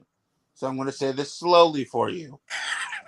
What I would do is I would trade Germán because he's a free agent at season's end. Get some prospects. Who knows? Maybe a team is desperate, gives us a nice prospect. Maybe we can get a Clayton Beater-esque package. Probably not, but maybe. Maybe take a shot in the dark. Trade Domingo Germán. But now you're asking, oh, wait. LI, we need another starter. I would put Michael King in that 6th spot. Because Michael is going to be Corey Kluber 2.0. I can't see it. You had me. No, he's a reliever. No, that is not where Michael King thrives. Yes, he thrived last year, but he's built to be a starter. No. We can develop another reliever. Here, Eli, give me a hug. Give me a hug, Eli. The Yankees have developed so many relievers. That'd be a big mistake. That I'm not worried about putting King in the rotation. It's like, oh, I can just pluck somebody from the Pirates. It's like, hey, Athletics, you're selling everybody. Give me somebody. And then boom, they're just a good reliever. Oh man, no, hold on, wait. I apologize. The police are coming to my house to come arrest Li for that take that he just made right now. Li, you know I love you, bro, but I just can't see the Yankees making the decision to move Michael King to the rotation, especially coming off of an injury. Right, Michael King was never built up when it comes to innings to go for a whole season, 160 innings, 180 innings. When he was used as a starter, he's never pitched over 100 innings as a starting pitcher at the major league level. Right, so that's why they transitioned him to the bullpen. Coming back from an injury that blows up your elbow, that's scary. I don't think any organization would then take that player and put him into the rotation to have that heavy workload put on him. Look what happened to Mark Pryor, who had the same injury Michael King had. I understand it's like a 15-year difference. Medical advancement is medical advancement. Michael Caputo's dog is barking at him right now. But no, I get that.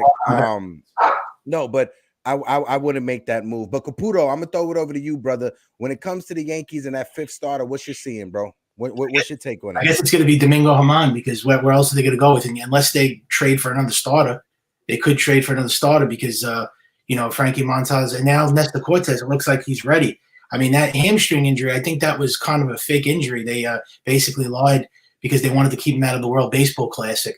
So he looks like he's ready to go. They're saying that he's ahead of schedule and he's not going to miss opening day. So the only one that you have to worry about is the fifth starter. So I guess they could just go with Germán or trade for somebody. It's not like an emergency. I would, like I told you, I would worry about the offense, left field, third base, and maybe they could get a lefty reliever maybe because they have a lot of right-handed relievers. But that's what I would focus on right now to improve this team and make it better. And we forgot to talk about the rules. I was gonna bring that up as the next topic. I'll throw it over to Tash to start it off. But people, I just want you to take note of something. This is what you call growth, right? When it comes to Caputo, this is how growth works, right? Because Caputo, right before this segment, was talking about spending money, and he decided to go with Domingo Germán instead of Trevor Bauer. Caputo, I just want to say I appreciate your growth during this conversation we just had. And another thing, people could disagree with me. You can say what you want. I'm not trying to be politically correct, but I would never take a man like Trevor Bauer that allegedly raped a woman and beat a woman. So he's not on my radar. So see you later, Trevor Bauer. I agree. And listen, just so you know, that's not being politically correct. That's pointing out somebody that's a dirtbag. That's basically what that is. But I'll throw it over to you, Uncle Tats. When it comes to these new rule changes that we've seen in Major League Baseball, specifically the time clock, what's your take on the time clock, the bases, the shifts? We've seen Aaron Hicks get about 3 hits that would have been caught if the shift was on from last year, the same thing. But go ahead, Uncle Tash, throw it over to TC, then Jonathan, brother. As always referred to as the oldest man in the room. And they always joke around with me on my channel about how I was at the very first Major League Baseball game. But the clock, I can't stand the clock. It drives me nuts. I only watch one sport, all right? Most of you people know that. I only watch baseball. The other sports don't matter. The reason is because there was no clock. That was my trophy that I held up of why my sport was better than yours. Then baseball, Manfred, not dismiss him, took that away. So I got a big middle finger. I don't like the clock. I think it was more problems than it solves problems. I really do. And if you got, for people that like the clock, I'm not going to try to change your mind. Don't try to change mine. It's not going to happen. I will never accept the clock in baseball. On the shift, I think that's one of the better things they did for the game. I really do. You want to improve offense? That's how you do it. Not all this other BS. We don't need bigger bases so they can steal, an extra 5 bases a year, because they're not going to steal bases. It's not going to. I don't think it's really going to improve that. You're not going to improve the offense by making the bases bigger, because stealing bases is not analytically acceptable. So they're not going to go back to that. I don't think that I don't think they made the game better. Mm-hmm. Yeah. And it's crazy because having that interview yesterday, if you guys missed it, I was able to interview the top shortstop prospect out of the Chicago Cubs system. And the first thing he said was like, when he saw the new bases, the first thing he thought is like, wow, that looks like a pizza box. TC, still same question going your way when it comes to the changes. What's your takeaway? To throw it over to Jonathan and then LI. Yeah, I totally agree with Uncle Tats that the time clock, the pitch clock is it's not good for the game. I mean, yeah, I get it. They're trying to speed up the game, but I don't know if you guys were able to catch Bernie Williams was on the telecast yesterday of the game, and he was talking about how he used the he used the taking time out to slow down the pitcher, and it's a mental game. He used that to his advantage, and you can't do that now. You got to get in the box and hurry up. Honestly, I think it's going to last a year, and they're going to trash it. Especially what was that? There was a game that ended on a pitch clock violation or something, and the run scored. And It was Red Sox Atlanta. Yeah, that's ridiculous. You can't have a game end like that. So, but as far as the bases, I think it's more of a safety issue. I don't know how much more stolen bases there's going to be. But I do love the shift. I love the no shift, keeping the guys on the proper sides of the field. Can't have them in the outfield playing rover positions, 4 outfielders. I love it. It's going to increase. It's going to help the Yankees a lot. So I'm looking forward to it. If I can, I just want to address something real quick. Caputo, I love you. Please stop. Ignore the people in the chat. I love you too, bro. But no. But Caputo, I'm going to mute you. That's what I'm going to do. Right? I've asked you several times. Just stop interacting with the people in the chat. Right? There's people that are at work right now that are taking their time to go back and forth in the chat and be in the chat. So please respect the stream and just ignore the people in the chat. Per favor, please. I'm begging you, please. Jonathan, same question going your way. What's your takeaway when it comes to that? Well, the only thing I like the bigger bases. I like the no shift. Everything else needs to go. Mm-hmm. Those are the only 2 things I would keep around. The bigger bases, I understand it's helpful for, especially it might help with preventing injuries if you think about it with a bigger base and people stepping on the first baseman's ankles and stuff like that. And the shift is I never liked the shift because the shift is It's not essentially it's not natural. In the 90s, everybody wanted, after the 94 strike, they wanted offense to go up. So they allowed things that they weren't allowed now. They allowed shift. They allowed more offense. I mean, steroids. And if you think about a guy like Don Mangley hits the ball anywhere, all over the field, and you don't have guys who can do very much of that anymore. Everyone over the last 20 years likes to pull the ball. And if baseball really wants to improve, they need to teach their players not always to pull the ball for a home run. Because when it's a tie game and a close game, doing small ball is also fun. Not always the home run is the right thing to do. Sometimes you want a little bit more excitement. You want a single to the left field, a bunt hit, maybe and a sacrifice fly, and with 2 outs, and the next guy gets an opposite field single to win the game. Yeah. What's 96 Yankees were like that. Is that scenario better than just one guy hitting a home run to end the game and not having the dramatic excitement for those 10 minutes? Team baseball, it makes team baseball is what we're missing in 2023. We're missing the guys that were able to get on base by any means necessary. When's the last time you guys seen a Baltimore chop actually be done in a Major League Baseball game? I don't remember. If it happens, it's by accident and not on purpose. Nobody does a suicide squeeze or a safety squeeze anymore. Great point. I don't even remember the last time I've seen the Yankees trying to do a suicide squeeze or a safety squeeze. Nobody even hits and runs anymore. Yeah.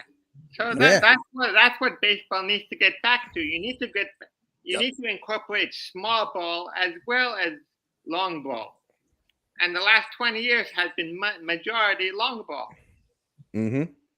Yeah.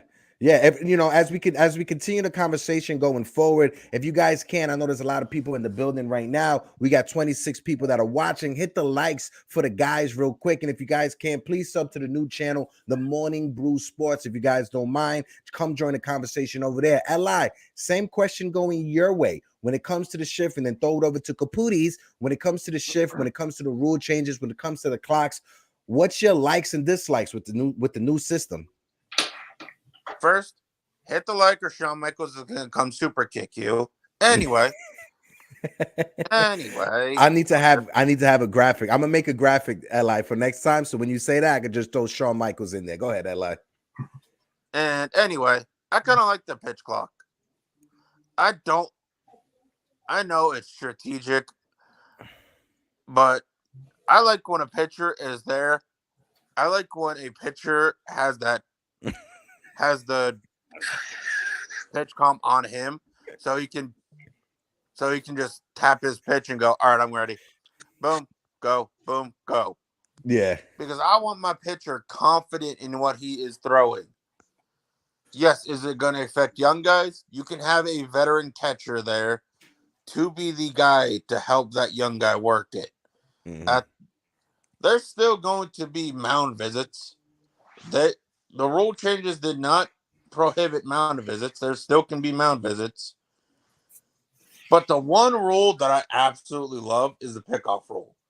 I am so sick and tired of pitchers going over when their pickoff move is as slow as Gary the Snail.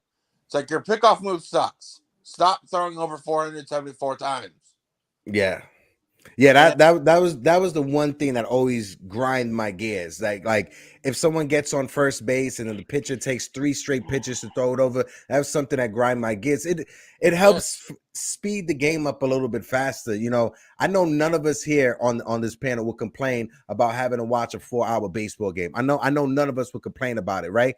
But if we got a game that's 2.5 hours or 3 hours, that's pretty good, right? Yep. We'll take that. We'll take that. Lock that up. But, Caputo's. Same. Oh, Pella, I'm sorry. Were you done that line? My fault, bro. Oh, no. But anyway, the the pitch clock, no one is going to notice it come May. April, people are going to notice it. There's going to be some game that ends. I'm not going to be really worried about it. By May, no one will notice this. The bigger bases, I love it. These guys are investments. They are protecting the investment. And more stolen bases will happen. Obviously not for the Yankees because they're a bunch of 30-year-olds that can't steal bases outside of Gleyber Torres, Oswald Peraza, and Oswaldo Cabrera. That's about it. But anyway, for any other team, stolen bases are going to be key to this game. I want to get Uncle Tat's take on this real quick. Caputo, just hold on 1 second. Uncle Tat's, make it quick. That way I can throw it over to Caputo to get his take on it. Because I see you got that one little vein in your head that is driving. That's the same one that bumps for me as well. Go ahead, Tats. The throwing over, it's such a joke. You throw over once. Like, what are we doing? Like, seriously. It's all part of the strategy. If you have a pitcher that's struggling, part of throwing over is one, because they don't want to just stand there with the pitcher and catcher staring at each other. All right, let's throw over, reset, and figure out what we want to throw next. Like that's part of it. Is it taken to the extreme? Absolutely.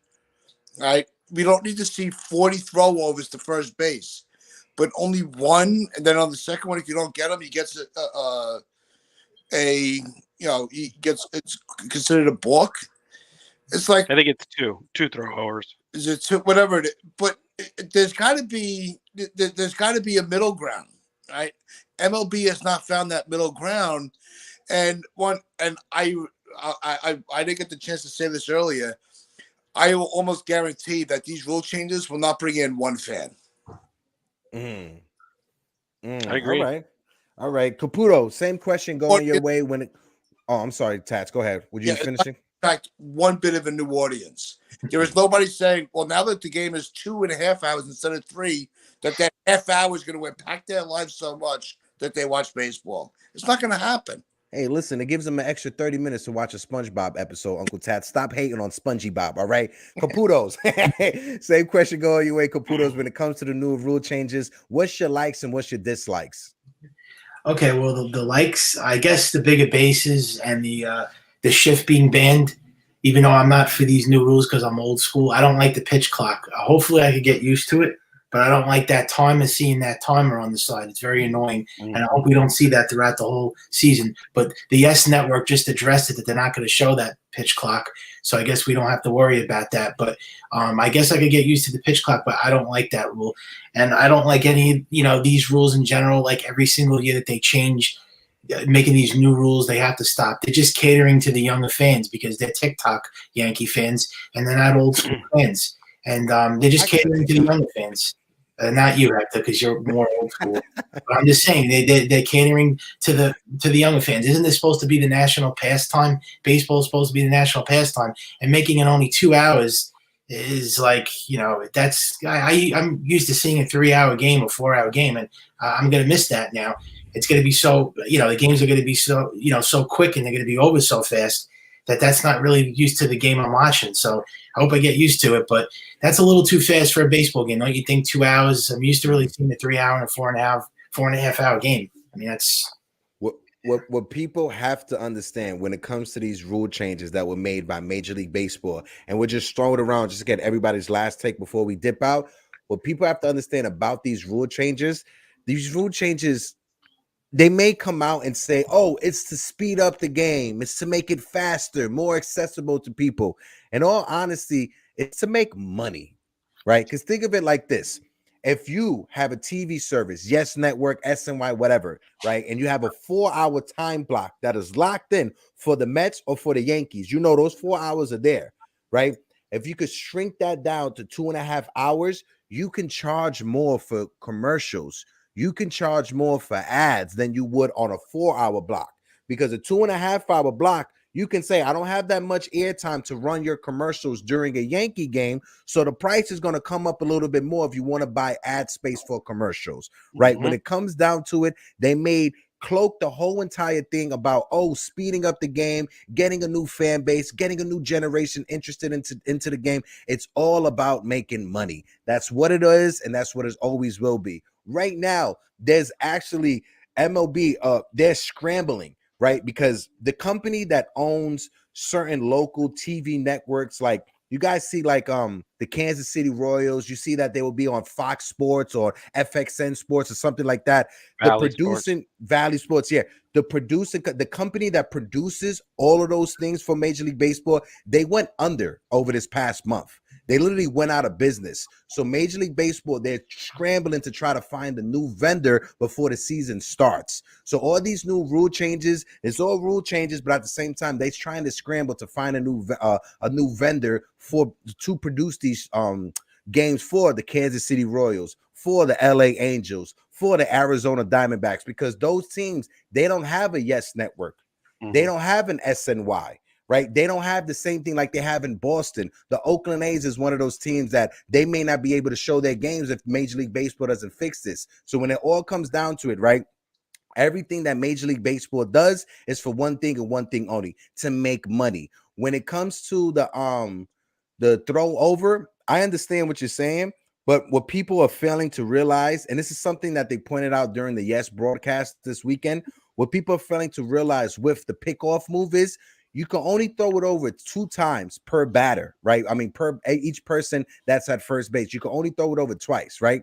But what they didn't mention is you can step off as many times as you want.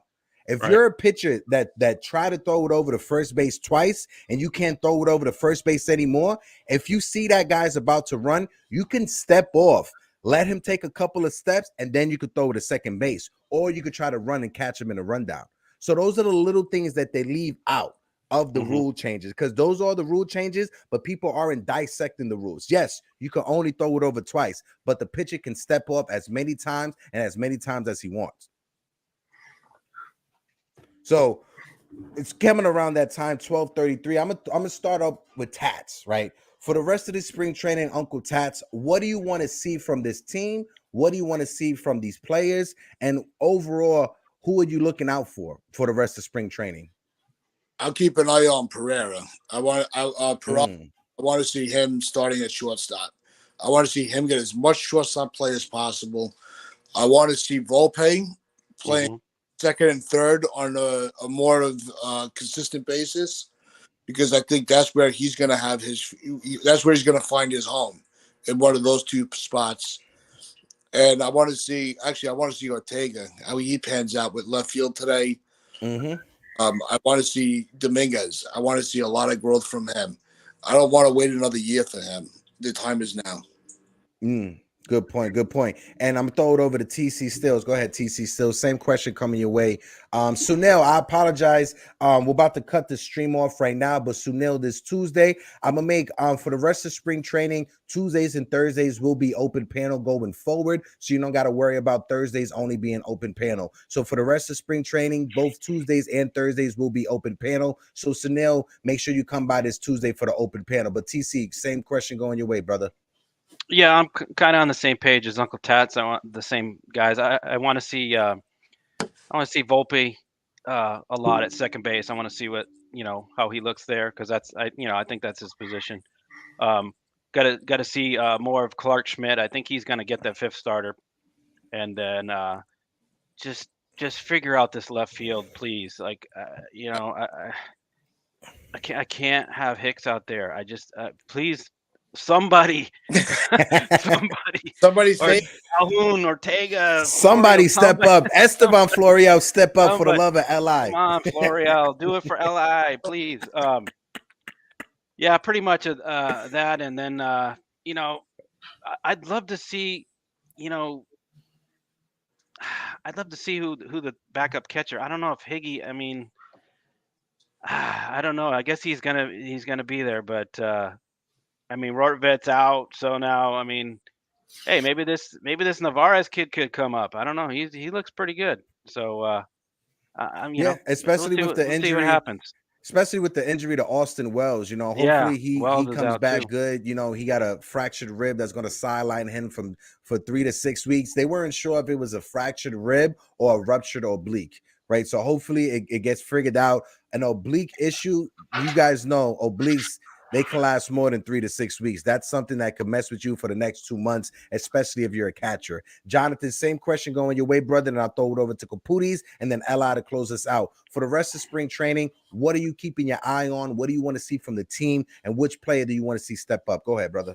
I'm looking for a left field number 5 starter, and now that I think of it, a backup catcher. And one person that doesn't get mentioned as far as the backup catcher very often is Ziegler. I love Anthony Ziegler. I think Ziegler could be a option for a backup catcher. So I'm really also, now that I see it in the chat, I'm interested. I'm very curious about Chaparro. What is his? Because I personally think Chaparro is going to replace Donaldson. At some point during this season. Yeah, same. And I'm praying. Go ahead, Jonathan. Sorry, go ahead. Chaparro, backup catcher, and starter left field and number 5 starter are the 4 things I'm looking for at in spring training this year. I'm praying that Chaparro is able to make this team, because I was able to interview Chappie, and he is a phenomenal person. He is a phenomenal human being. The way that you could tell that he is a team first player, and all he cares about is his teammates. Real good young man. Go ahead, Jonathan. One question I have for you, since you interviewed him, do you think Chaparro could be similar to Miguel Andujar, but a better fielder? He's a way better fielder than Miguel Andujar. A way better fielder. It's not even close. The two difference. How is that? I've never. When it comes to Chaparro, when the Yankees first signed him, when he was young, 16 through 19, he was touted as a really good glove, as probably like one of the best infielders in the system. It wasn't until the last 2 years that he actually hit that growth spurt and grew into his body, which allowed him to become a way better hitter, right? So his hitting is finally caught up to his fielding. So the Yankees may be able to, and he's versatile too. He could play third base and first base. He's better at third base, but he still does have some innings under his belt at first base. Yankees need a new young core, and I think Chaparro could be part of it. I definitely do as well. Caputis, same question going your way, my brother. When it comes to this spring training, what are the things that you're keeping your eye on? Whether that be, like Jonathan said, a backup catcher, left field, a number 5 starter, or one of the young kids. Who are you keeping your eye on? What are you keeping your eye on, and what do you want to look for? Yeah, so left fielder, I still think we have to get a third baseman, even though we have Donaldson there. Trade Donaldson, trade Hicks, Kyle Fluff. These guys have to be traded. And I guess shortstop, I always going to say shortstop, but they're going to go with Volpe or Peraza. And, lefty reliever. I don't think we're going to get another starter or reliever, but if they could get maybe another lefty reliever, because they have so many bullpen arms, but that's not a main priority. But I think definitely getting a left fielder, third baseman possible, and you got to trade Donaldson and Aaron Hicks. They have to be traded. Please trade them. And even Gleyber Torres. You know, I was saying this earlier. He has the most value out of all those guys. I understand the Yankees don't want to trade him because, God forbid, DJ LeMahieu gets injured. So that's apparently why they're keeping him. But look at the value that he has. I mean, you could get like a top, like maybe a reliever or a starter for him if you trade him. Look, I mean, he's got the most value right now. He's 26 years old. He's got a high ceiling. Why don't you just trade him? I mean, they're going to play DJ LeMahieu anyways. So I wouldn't be so eager to keep Torres. I mean, to me, he hasn't really been that great for the last 2 years anyways. So I would try to trade Torres so you could get somebody back and maybe put him in a trade for Brian Reynolds. Yeah. The thing is, when it comes to Torres, I agree with you when it comes to trading Gleyber Torres right now to try to get as much value as you can back for him. What hurts the Yankees is that Gleyber Torres, he's not a shortstop. He's not a major league shortstop, because if he was a major league shortstop, the first thing that you could do is call up the LA Dodgers and ask them what do they want to give up for Gleyber Torres, because they're in desperate need of a shortstop right now. Without Gavin Lux, who's probably going to miss, if not half of the season, the whole season, I don't know. It's going to be tough for the Dodgers. They got to try to figure it out, especially with the way that the NL West is turning out to be. It looks like it's going to be a tough division. The Padres is who the Padres are. The Dodgers are who the Dodgers are. And you don't know with the Giants. The Giants are knocking on the door right there. Arizona has improved as well. It's just like the American League West. Everybody can say for years that the Astros, they ran the American League West, but now you see the Seattle Mariners starting to step up. Now you see if the Texas Rangers can stay healthy, they can step up. Go ahead, Jonathan. What were you saying? Do you see any possibility of any type of trade between the Yankees and the Dodgers, because the Yankees have an abundance of infielders? If they want IKF, they can have IKF, right? If they want IKF, they can have him because they need a shortstop. But I don't think the return for IKF will be as great if it was Gleyber Torres being traded as a shortstop. Like if Gleyber Torres was a shortstop, Jonathan, we can ask the Dodgers for one of their top pitching prospects, right? We can't do that with IKF. There's no way. They're not giving us the top pitching prospects for IKF. But if it was Gleyber Torres who was able to be a major league shortstop, and if we called up the Dodgers, then they will be able to get one of the top pitching prospects, because that's the one thing the Dodgers have. They have a lot of top pitching prospects, and that's what we need from our system, especially after we depleted it for the trades that we made this past trade deadline. The trade is still killing us this year. Yeah, that's how I want to close it out with. As soon as Uncle Tats get back, I'll throw the question his way. But Jonathan, I want to ask you then, and let's throw it around. Let's throw it over to Caputo next, and then TC Stills to close out for the last question. What's the worst trade? The Frankie Montas trade or the Josh Donaldson trade? I think the Josh Donaldson and IKF trade. I think Montas, because Montas came with better pitching prospects that we could have used, and people will want pitching prospects more than infield prospects, which we have too much of. Okay. Caputi, same question going your way. What do you think was the worst trade? The Frankie Montas trade or the trade for Josh Donaldson and IKF when you look back on it? Oh, man, that's a tiebreaker. Both train wrecks of trades. My God. Frankie Montas was a bust. He's always injured. Donaldson's old and washed up and needs to go. IKF, I don't know. I got to say, I'm still going to say Donaldson and Connor Falefa. I hate the Montas trade, and I actually was all for the Frankie Montas trade going back many months ago. I was like a big fan of it at the time. I wanted Luis Castillo, but I said only the second best pitcher available at the time was Montas. But now it's turned out to be probably one of the worst trades Brian Cashman has made. So, but I still have to say Josh Donaldson, because you're getting a 37-year-old guy at the end of his career. He should just retire now. He's done. It's like having Jay Bruce on the team. And it's a tie for me. But if you're going to ask me who I would pick, I guess Donaldson, Connor Falefa. Uncle Tats, same question going your way. We kind of touched on this last week when we was having a conversation, but just to refresh the convo, what's the worst? What trade is worse? I still say the Twins trade, and I say the Twins trade for one reason. I thought about this originally. I was said because, we ended up with more headaches. We got 2 headaches instead of 1. Right, that was my argument. It wasn't about the prospects. Yeah, the way that I continue to look at it, we wanted Montas after we missed out on Castillo. Mm-hmm. He can't complain that a player that we begged him to get didn't work out.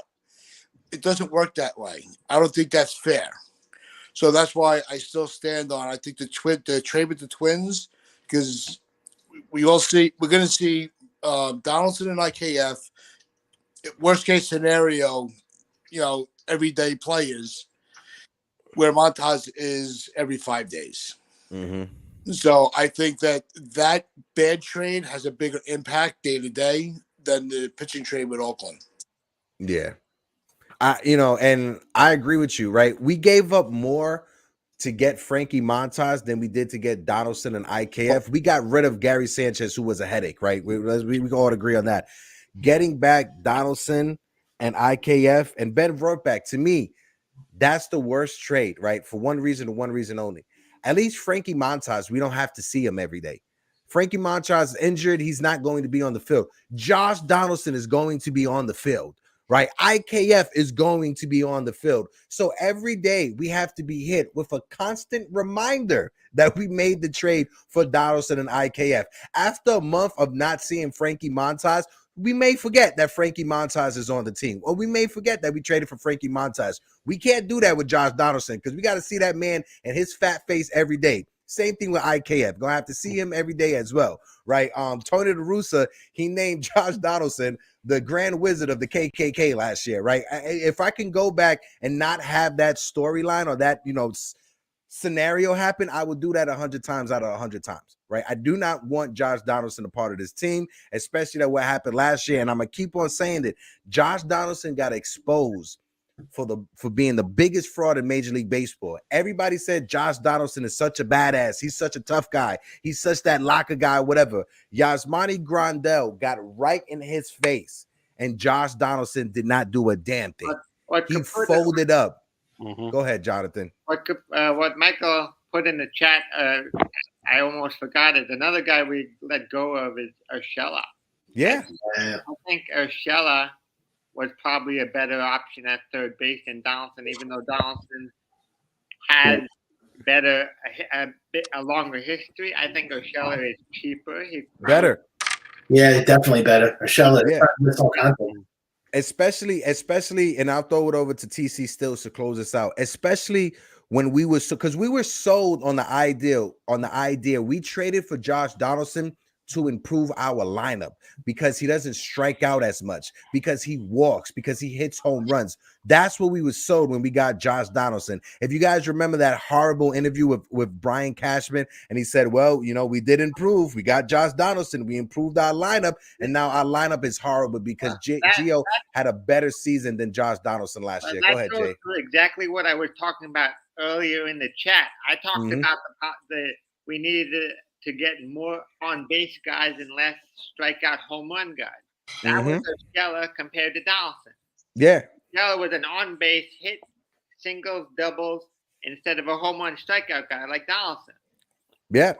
Listen, going back on it, I'm going to say it. That was the worst trade. Like I said, Frankie Montas, we gave up more prospects, but with the Josh Donaldson thing, we gave up a third baseman that was already a better third baseman than Josh Donaldson and Gio Urshela, right? Better average, better RBIs, better on-base percentage, less strikeout words and everything. TC Stills, what is your last words before we close it out for these fine, beautiful people? Take us home, baby.